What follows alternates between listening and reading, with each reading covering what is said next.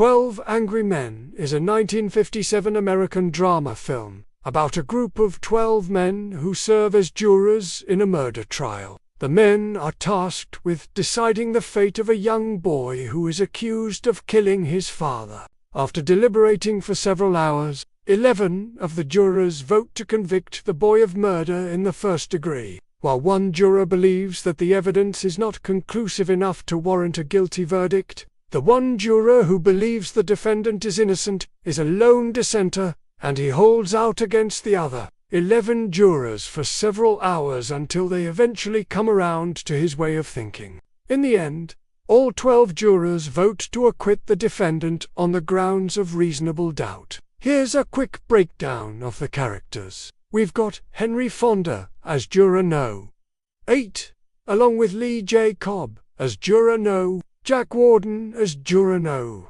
7, E.G. Marshall as Juror No. 9, Joseph Sweeney as Juror No. George Foskovic as Juror No.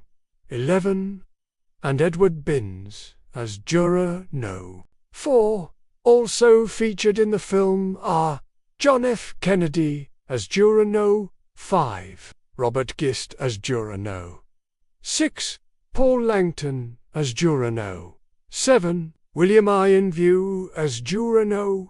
12, and Russ Tamblyn as the defendant. The movie takes place in a single location, namely a jury room in a courthouse. The plot is driven by the debate between the jurors as they deliberate their verdict. There's a lot of tension and drama as the jurors argue back and forth, trying to convince one another of their point of view. The film explores themes of reasonable doubt, justice, and the power of persuasion. At the beginning of the film, it's clear that most of the jurors believe the defendant is guilty. They can't think of any reason why a son would kill his own father. However, as the film progresses, Juror No. 8 convinces them that there is reasonable doubt as to whether the defendant committed the murder. He points out that the evidence is circumstantial, and that there are other possible explanations for the crime. For example, perhaps the defendant's father was killed by a member of his own family, or even a stranger. As the jurors continue to deliberate, the tension rises. Juror No. 3 is particularly angry and frustrated by Juror No. 8's insistence on a not guilty verdict. He believes that the defendant is obviously guilty, and that the other jurors are wasting their time by continuing to debate the issue. However, as the hours pass, Juror No. 8's arguments begin to wear down Juror No. 3's resistance. He eventually changes his vote to not guilty. With Juror No.